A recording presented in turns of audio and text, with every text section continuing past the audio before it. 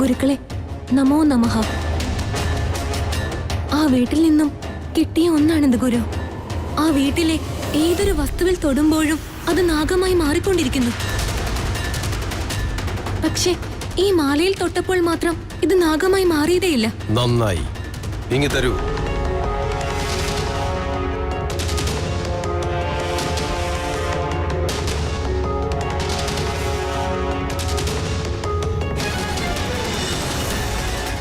ഗുരുക്കളെ, ദിഗ്വിജയനും നന്ദീശനും അങ്ങയൊന്ന് കാണാൻ വന്നിട്ടുണ്ട്.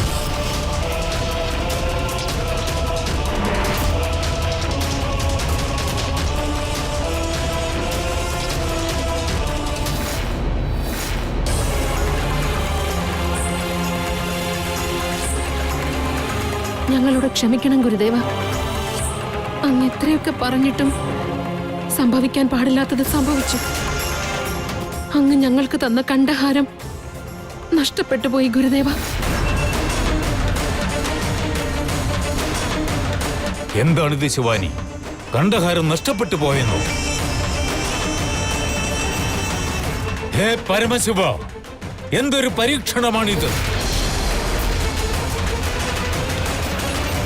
എന്താണിങ്ങനെ തടസ്സങ്ങൾ മാത്രം ഉണ്ടാവുന്നത്? ശിവാനി, അത്ര ഗൗരവമുള്ള ഒന്നായിരുന്നിട്ടും എന്തുകൊണ്ടിങ്ങനെ സംഭവിച്ചു? അതാണ് അറിയാത്തത് ഗുരുദേവ. ഞങ്ങൾ ആ കണ്ഠഹാരം ഭദ്രമായി തന്നെയാണ് വീട്ടിൽ സൂക്ഷിച്ചിരുന്നത്. എന്നിട്ട് ഞങ്ങളുടെ കണ്ണ് തെറ്റിയപ്പോ... എത്രയൊക്കെ നിങ്ങൾ ന്യായീകരിച്ചാലും തെറ്റ് തന്നെയല്ലേ ശിവാനി? അതെ ഗുരുദേവ, ഇനി എന്ത് ചെയ്യണമെന്ന് പോലും എനിക്കറിയില്ല. എല്ലാ കാര്യങ്ങളും പെട്ടെന്ന് ചെയ്തു തീർക്കണമെന്ന് കരുതിയപ്പോഴാണ് ഇങ്ങനെ സംഭവിച്ചത്. നിന്റെ ചര്യകളിൽ എന്തൊക്കെ പിഴവുകളുണ്ട് ശിവാനി, അതുകൊണ്ടാണ് ഇങ്ങനെ സംഭവിക്കുന്നത്. നിന്റെ മനസ്സിന്റെ നന്മയെക്കുറിച്ച്, നിന്റെ ദേഹത്തിന്റെ ശുദ്ധിയെപ്പറ്റി നമുക്ക് യാതൊരു സന്ദേഹവുമില്ല. ഗുരുദേവ, എന്താ ഇത്? അങ്ങ് തന്നെ എന്നെ പറ്റി... അതെ ശിവാനി, നീ ഏതോ വഴിയിലൂടെ തെറ്റുകൾ വീണ്ടും വീണ്ടും ആവർത്തിക്കുന്നുണ്ട്. അതിന്റെ പരിണിത ഫലമാണിത്. നിന്റെ പിഴവുകൾ എന്താണെന്ന് മനസ്സിലാക്കി നീ തന്നെ പരിഹരിക്കേണ്ടിയിരിക്കുന്നു. ഞങ്ങളുടെ വീട്ടിൽ ഒരു ജോലിക്കാരി വരുന്നുണ്ട് ഗുരുദേവ. അവളായിരിക്കും കണ്ഠഹാരം എടുത്തോണ്ട് പോയെന്ന് എനിക്കൊരു സംശയമുണ്ട്. അപ്പോൾ നിങ്ങൾ അവളെ ഇനിയും വീട്ടിൽ നിന്ന് പറഞ്ഞയച്ചില്ലേ? മനുഷ്യരുടെ സഹവാസം നിങ്ങൾക്കുണ്ടാവല്ലെന്ന് പറഞ്ഞിരുന്നില്ലേ? അത് മറന്നോ? നിങ്ങൾ നാഗങ്ങളാണ്. നിങ്ങളുടെ എടുപ്പും നടപ്പും രീതിയും ഭാവങ്ങളും എല്ലാം വ്യത്യസ്തമാണ്. അങ്ങനെയായിട്ടും എന്തിനാണ് മനുഷ്യരുമായി സമ്പർക്കം? അതെന്താണെന്ന് വെച്ചാൽ ആ പെൺകുട്ടി വളരെ കഷ്ടപ്പാടിലായിരുന്നു. അവൾക്കൊരു സഹായം ആയിക്കോട്ടെ എന്ന് കരുതി. നിങ്ങളുടെ ചിന്തയ്ക്കുപരിയായി പലതുമുണ്ട് ശിവാനി. നാഗങ്ങളായി നിങ്ങൾ മനുഷ്യരെ ഇത്രയേറെ വിശ്വസിക്കുവാൻ പാടില്ലായിരുന്നു. അനുകമ്പയോളം വരുന്ന മറ്റൊരു ശത്രുവില്ല, അത് ഓർമ്മയിരിക്കട്ടെ. എന്നോട് ക്ഷമിച്ചാലും ഗുരുദേവ, ഞാൻ ചെയ്തത് തെറ്റാണ്. നോക്കൂ ശിവാനി, നീ ഭൂമിയിലേക്ക് പോയ ലക്ഷ്യം എന്താണെന്ന് മറന്ന് മറ്റു കാര്യങ്ങളിൽ വ്യാകുലപ്പെടേണ്ടതില്ല. നിനക്ക് പറ്റിയ ചെറിയൊരു തെറ്റ് ഈ നാഗലോകത്തെ ആകെ ബാധിക്കും.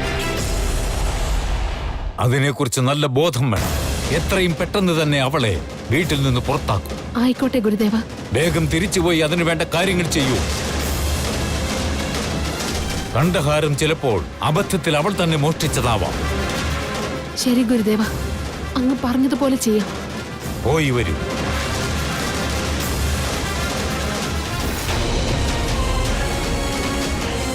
ഗുരുക്കളെ, ഗുരുക്കളെ, ഗുരുക്കളെ. എന്താ ദിഗ്വിജയ, എന്തു പറ്റി? എന്തോ എന്റെ മനസ്സ് വല്ലാതെ അസ്വസ്ഥമായിരിക്കുന്നു ഗുരുക്കളെ. എന്തു പറ്റി? എന്തിനാണ് ഈ വേവലാതി? എന്റെ മകൻ സ്വപ്നത്തില് ആ നാഗലോകത്തിൽ നാഗരാജാവിനെ കണ്ടു. അതെ, നമ്മൾ കൊന്നു കളഞ്ഞില്ലേ അയാളെ? എന്തായി പറയുന്നേ? അതെ ഗുരുക്കളെ, അത് ശിവാനി.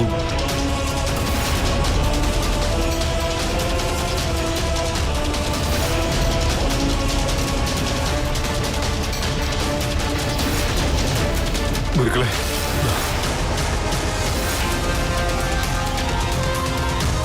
ഇതെന്റെ മകൻ മരിച്ച ചിത്രം. നമ്മൾ കൊന്നുകളഞ്ഞത് ഈ നാഗരാജാവിനെയല്ലേ?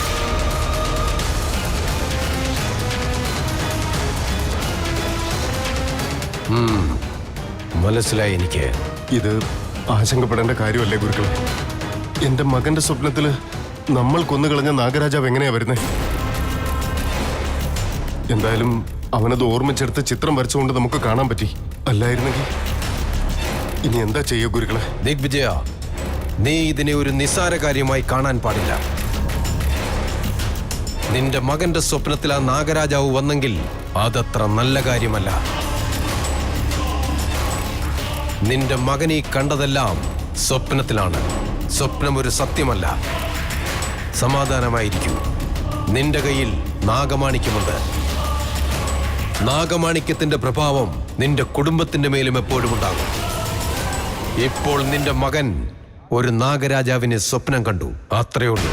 അല്ല, നമ്മൾ കൊന്നുകളഞ്ഞ നാഗരാജാവ് എന്റെ മകന്റെ സ്വപ്നത്തിൽ വരികയെന്ന് വെച്ചാല്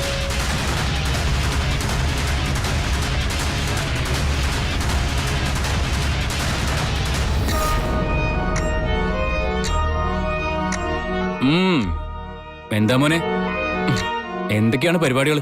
ആ, വലയിട്ട് മീൻ പിടിച്ചോണ്ടിരിക്കുക. എന്താ മീൻ വേണം? കോമഡിയാ? നന്നായിട്ടുണ്ട്. എന്റെ അങ്കിളെ, അങ്കിളിന് ഇപ്പൊ എന്താ വേണ്ടേ? എന്നാലും നീ പറയുന്നത് നോക്കിയാ കറക്റ്റ് തന്നെയാ മോനെ, കറക്റ്റാ. എന്ത് കറക്റ്റാണെന്ന്? അതെന്താണെന്നോ, നീ ഇവിടെ ഇരുന്ന് വല എറിഞ്ഞിട്ടേ ഏതോ ഒരു മീനിനെ പിടിച്ചോണ്ടിരിക്കുക. അങ്കിൾ എന്തൊക്കെയാ പറയുന്നത്? അതെന്താണെന്നോ, നിന്റെ മനസ്സ് കയറിക്കൂടി ഏതോ ഒരു പെണ്ണിനെ നീ ഇപ്പോ വളയ്ക്കാൻ വേണ്ടി ശ്രമിച്ചുകൊണ്ടിരിക്കുകയല്ലേ? കറക്റ്റ് അല്ലേ മോനെ? നിന്റെ മുഖം കണ്ടാൽ അറിയില്ലേ മനസ്സിൽ എന്താ ഉള്ളതെന്ന്?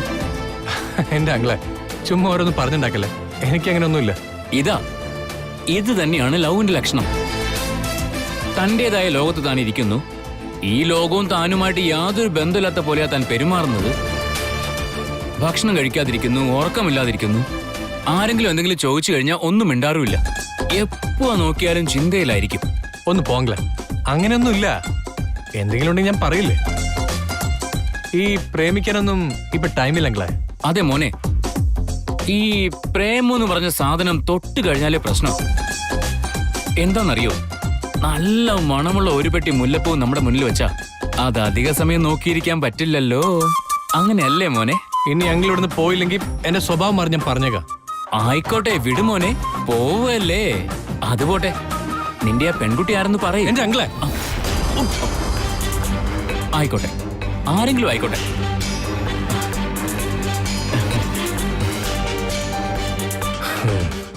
ഞാൻ ഇങ്ങനെ ഇരുന്ന പ്രശ്നമാണ്. ഇപ്പൊ തന്നെ ഇവിടെ ഉള്ളവരൊക്കെ ഓരോന്ന് പറഞ്ഞുണ്ടാക്കാൻ തുടങ്ങി. That's not good. ഇവിടെ ആരും എന്നെ വില കുറച്ച് കാണാൻ പാടില്ല. നിന്റെ മകൻ ഒരു നാഗരാജാവിനെ സ്വപ്നം കണ്ടിരിക്കുന്നു, അത്രയേ ഉള്ളൂ. അത്രേ ഉള്ളൂ? അപ്പൊ ഇതെല്ലാം? അതെ, സ്വപ്നത്തെക്കുറിച്ച് അധികം ചിന്തിക്കേണ്ട കാര്യമില്ല. നീ നാഗമാണിക്യത്തിന് വേണ്ടി എത്രമാത്രം കഷ്ടപ്പെട്ടു. ഇപ്പോൾ നിന്റെ മകൻ കണ്ട സ്വപ്നത്തെ ആലോചിച്ച് നീ ഇത്രമാത്രം വേവലാതിപ്പെടുമ്പോൾ ഭാവിയിൽ വരാൻ സാധ്യതയുള്ള പ്രശ്നങ്ങളെ നീ എങ്ങനെയാണ് നേരിടുക? അപ്പോ അങ്ങ് പറഞ്ഞു വരുന്നത്? ഞാനുണ്ട് നിന്റെ കൂടെ. നിനക്കൊന്നും തന്നെ സംഭവിക്കുകയില്ല. നീ നാഗമാണിക്യത്തിന്റെ അടുത്ത് പോയി പ്രാർത്ഥിച്ചിട്ട് തന്നെയല്ലേ വന്നിരിക്കുന്നത്? അതെ ഗുരുക്കളെ, ഞാൻ പ്രാർത്ഥിച്ചുകൊണ്ടിരുന്നപ്പോ ഏതോ ഒരു ശക്തി എന്നിലേക്ക് പ്രവേശിക്കുന്നത് പോലെ തോന്നി.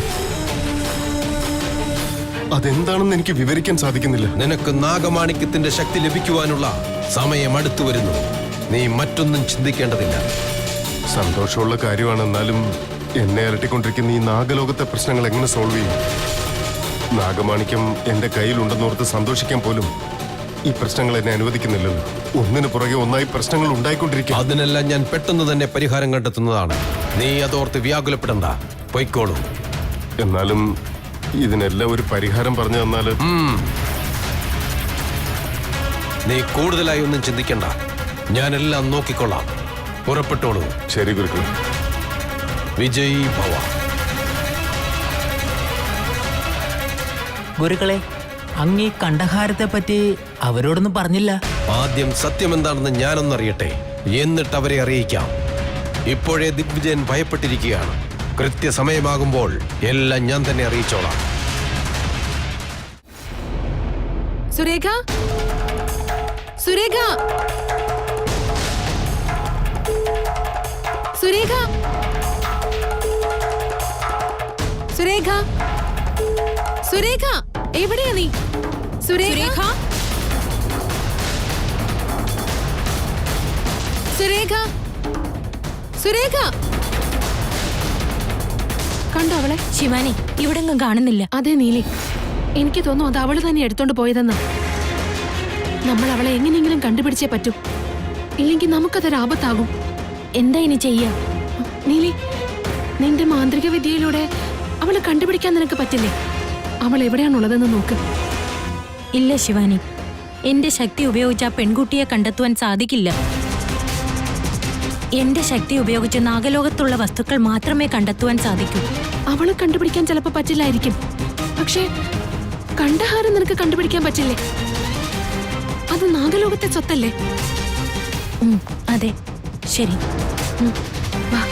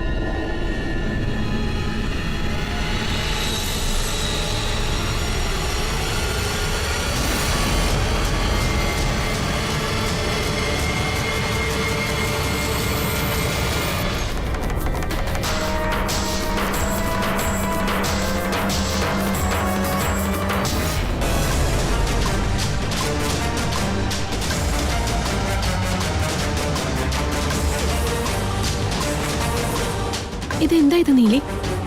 കണ്ഠഹാരം മാത്രമല്ലേ കാണുന്നുള്ളൂ? ഇതേതാ ഈ സ്ഥലം? ഏതോ കാട്ടിനകത്താണെന്ന് തോന്നുന്നു. എനിക്കും അത് മനസ്സിലാവുന്നില്ല ശിവാനി.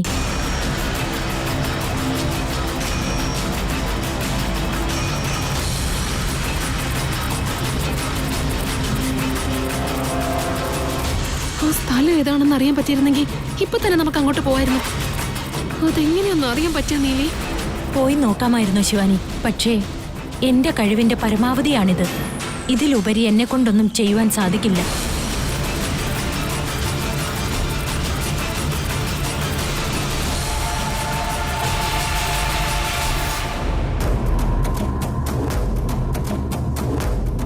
നന്ദീശ, നീ ഗുരുക്കളെ ശരിക്കും ശ്രദ്ധിച്ചിരുന്നു? അതെന്തിനാ മുതലാളി? ഗുരുക്കൾക്ക് എന്തോ ഒരു മാറ്റം സംഭവിച്ചിട്ടുണ്ട്. എനിക്കെന്തോ ഒന്നും അങ്ങോട്ട് ശരിയായിട്ട് തോന്നുന്നില്ല. പിന്നെ ഒന്നും മനസ്സിലാവുന്നില്ല. എന്താ മുതലാളി ഇങ്ങനെ ചിന്തിക്കുന്നേ? എന്ത് സംഭവിച്ചു? നന്ദീശ, വർഷങ്ങളായി ഞാൻ ഗുരുക്കളെ കാണാൻ തുടങ്ങിയിട്ട്. എത്രയോ കഷ്ടങ്ങൾ തീർത്തു തന്നിട്ടുള്ള ആളാ അദ്ദേഹം. അത് നേരാ. അതിനിപ്പോ എന്തുണ്ടേ? ഇത്തവണ എന്തോ പരിഹാരം നിർദ്ദേശിക്കാൻ അദ്ദേഹത്തിന് മടി പോലെ. മുമ്പൊക്കെ എന്തെങ്കിലും കാര്യം പറഞ്ഞാൽ അങ്ങനെ ഇങ്ങനെ ചെയ്യുന്ന പറയുന്ന ആളാ. ഇതിപ്പോ നാളെ വാ, പിന്നെ നോക്കാം, എനിക്ക് വീട്ടിലേക്ക് വരാൻ പറ്റില്ല, ഞാൻ ധ്യാനത്തിലാണ്, എനിക്ക് പൂജ ചെയ്യണം, ഓരോരോ കാരണങ്ങൾ പറഞ്ഞ് ഒഴിവാകുക. അല്ല മുതലാളി, ഗുരുക്കൾ നമുക്ക് ഒരുപാട് സഹായം ചെയ്തതല്ലേ? അദ്ദേഹത്തെ സംശയിക്കാന്ന് വെച്ചാ? അതേ നന്ദീശ, നേരത്തെ സഹായിച്ചിരുന്നു, പക്ഷെ ഇപ്പൊ എന്തുകൊണ്ട് ചെയ്യുന്നില്ല? എനിക്കെന്തോ നല്ല സ്ട്രോങ് ആയ ഒരു സംശയം അദ്ദേഹത്തിന്റെ മേലുണ്ട്. എവിടെയോ എന്തോ ഒരു മിസ്റ്റേക്ക് ഉണ്ട്. നേരത്തെ അദ്ദേഹം ചെയ്തിട്ടുള്ള മന്ത്രങ്ങളും തന്ത്രങ്ങളും ഒക്കെ ഒരു വിധത്തിലും ഫലിക്കാതിരുന്നിട്ടില്ല. പക്ഷെ ഈയിടെയായിട്ട് ചേച്ചേ, അങ്ങനൊന്നും ചിന്തിക്കണ്ട മുതലാളി. എന്റെ മകന്റെ സ്വപ്നത്തിൽ ആ നാഗരാജാവ് വന്നിരിക്കുന്നു. അവൻ അയാളുടെ ചിത്രവും വരച്ചിട്ടുണ്ട്. പരിഹാരം എന്തെങ്കിലും ചെയ്യണമെന്ന് ഞാൻ ഗുരുക്കളോട് ചോദിച്ചപ്പോൾ അദ്ദേഹം ഒഴിഞ്ഞു മാറുക ചെയ്തത്. എനിക്ക് മനസ്സിലായി മുതലാളി. അദ്ദേഹം എന്തോ ഈ കാര്യങ്ങൾ അത്ര സീരിയസ് ആയിട്ട് എടുത്തിട്ടില്ല. വളരെ സാധാരണമായിട്ടാണ് അദ്ദേഹം പെരുമാറിയത്. മുതലാളി, അദ്ദേഹം ഒരു സന്യാസിയാണല്ലോ. അപ്പോഴത്തെ മാനസികാവസ്ഥ എന്താണെന്ന് നമുക്ക്... അതെ, അതെന്താണെന്നാണ് എനിക്ക് മനസ്സിലാവാത്തത്. പക്ഷെ എനിക്കെന്തോ അങ്ങോട്ട് ശരിയായിട്ട് തോന്നുന്നില്ല. അല്ല മുതലാളി, ചിലപ്പോൾ പൂജയും മറ്റു കാര്യങ്ങളൊക്കെ ആയിട്ട് തിരക്കിലായി പോയതുകൊണ്ടായിരിക്കും. മാത്രമല്ല, നമ്മളെ വിഷമിപ്പിക്കണ്ടെന്ന് കരുതിയായിരിക്കും ഒന്നും പറയാതിരുന്നത്? നമുക്ക് നോക്കാം, എല്ലാം വഴിയെ മനസ്സിലാവും. നടക്കാം.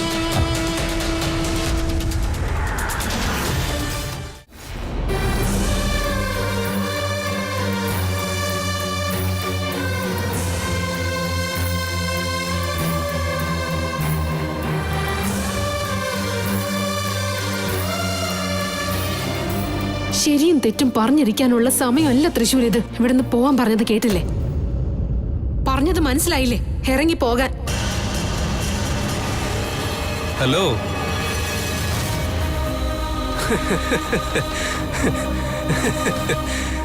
നന്നായിട്ടുണ്ട് മോനെ, വളരെ നന്നായിട്ടുണ്ട്. ദേ കരയുന്നു നോക്കി. അതെ, കറച്ചി പലതും വേണോ? വേണോ? എന്താ ദേവദാസാവാനാ തീരുമാനം? അതാവുമ്പോ പൊളിക്കും. ഒരു ഫുൾ ബോട്ടില്, മുഖത്ത് മുഴുവൻ താടി, പഴയ ഒരു പാട്ട്, കയ്യിൽ കത്തിക്കൊണ്ടിരിക്കുന്ന ഒരു സിഗരറ്റ്. എന്താ അടിപൊളിയായിരിക്കില്ലേ? വാ.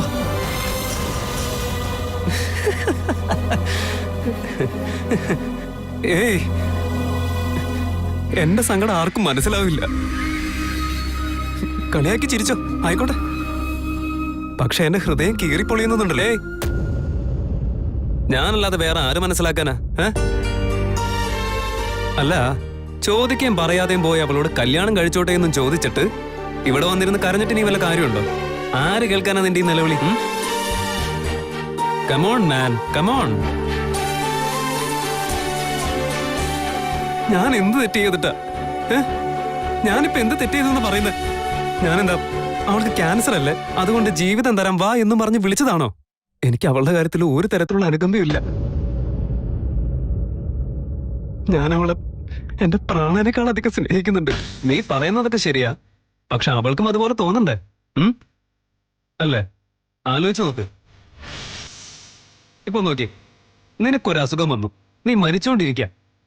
ആ സമയത്ത് നിന്റെ അടുത്ത് ഒരാൾ വന്നിട്ട് നിന്റെ കൂടെ എപ്പോഴും ഞാൻ ഉണ്ടാവും, കല്യാണം കഴിച്ചോളാന്നൊക്കെ പറഞ്ഞാ എന്തായിരിക്കും? നോക്ക്, ഇപ്പൊ ഒന്നും സംഭവിച്ചിട്ടില്ല. എന്റെ പാട്ടിന് പൊക്കൊണ്ടിരുന്നതാ. ശിവാനി മരിക്കുന്നത് വരെ എന്റെ കൂടെ സന്തോഷായിട്ടിരിക്കണം. ഞാനവളെ നന്നായി തന്നെ നോക്കുന്നേ. ഹേയ്, അങ്ങനെയൊക്കെ തീരുമാനിക്കാനായിട്ട് നീ ആരാടാ? അവളുടെ കാര്യം അവള് തന്നെ നോക്കിക്കോളും. അവളുടെ ജീവിതത്തിൽ എന്തൊക്കെ ചെയ്യണം, എങ്ങനെയുള്ളവനെ കല്യാണം കഴിക്കണം എന്നൊക്കെ നീ എന്തിനാ ഫോഴ്സ് ചെയ്യുന്ന അവളെ? ഇല്ലല്ലോ, അവളെ ഞാൻ ഫോഴ്സ് ചെയ്യുന്നില്ലല്ലോ. ഇഷ്ടാണെങ്കിൽ പറ, ഇല്ലെങ്കിൽ പ്രശ്നമില്ലെന്നല്ല പറഞ്ഞേ. ഓഹോ, ഇല്ലെങ്കിൽ പ്രശ്നമൊന്നുമില്ല എന്ന് ഡയലോഗ് അടിച്ച് വന്നിട്ട് ഇപ്പൊ എന്തിനാ കരയുന്ന നീ? അവളോട് അങ്ങനെയൊക്കെ പറഞ്ഞിട്ടുണ്ടാവും ഞാൻ. പക്ഷെ എനിക്കൊരു ഹൃദയമുണ്ടല്ലോ, നല്ല വിഷമുണ്ടെന്നേ. അതുകൊണ്ട് ഇപ്പൊ എന്താ? നോക്ക്, നീ ചെയ്തത് തെറ്റാണെന്ന് ഞാൻ പറയുന്നില്ല. നിന്റെ ചിന്തയ്ക്ക് പല കാര്യങ്ങളും ശരിയാണെന്ന് തോന്നിയേക്കാം, പക്ഷെ ചിലപ്പോ അവൾക്കതൊക്കെ തെറ്റായിരിക്കും, അല്ലേ? അതും കറക്റ്റാ. ഞാൻ കുറച്ച് തിരക്ക് പിടിച്ചെന്നാ തോന്നുന്നത്. കറക്റ്റ്, എനിക്കും അതാ പറയാനുള്ളത്. നീ ഉണ്ടല്ലോ, ഈ സമയത്തൊക്കെ അവളുടെ കൂടെ ഉണ്ടാവണം, അവൾക്ക് ധൈര്യം കൊടുക്കണം. അതൊക്കെ വിട്ടിട്ട് അവളെ കല്യാണത്തിന് സമ്മതിച്ചില്ല എന്നും പറഞ്ഞ് മാറി നിന്നിങ്ങനെയൊക്കെ സംസാരിച്ചാ അതെങ്ങനെ ശരിയാവും? അതെ, ഞാനവളെ അകറ്റി നിർത്തില്ല. ഞാൻ അങ്ങനെ എന്തെങ്കിലും ചെയ്താ ഞാൻ സ്വാർത്ഥനായി പോവില്ലേ? ഇതാണ്, ഇങ്ങനെയാണ് വേണ്ടത് നമ്മള്. അവളെ കല്യാണം കഴിച്ച് അവൾക്ക് സന്തോഷം കൊടുക്കണം എന്ന് നീ വിചാരിച്ചു. അതിപ്പോഴായാലും ചെയ്യാവുന്നതല്ലേ ഉള്ളൂ.